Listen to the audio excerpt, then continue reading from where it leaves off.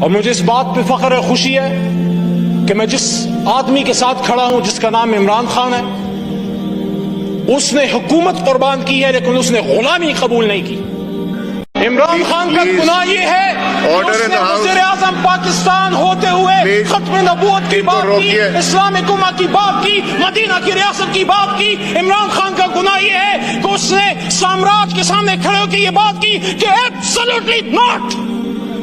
میری دعا ہے میرا ملک، میرا پاکستان آگے بڑھتا رہے،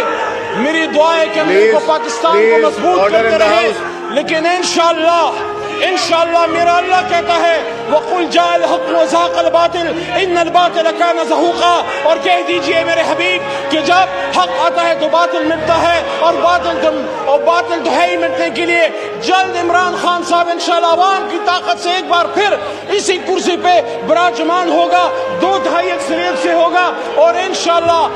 عمران خان کو، پاکستان تحریک انصاف کو، میرے کروڑوں پاکستان تحریک انصاف کے ورکرز اور ووٹرز اور سپورٹرز کو آج کی یہ ڈیفنس، آج کا یہ کھڑا ہونا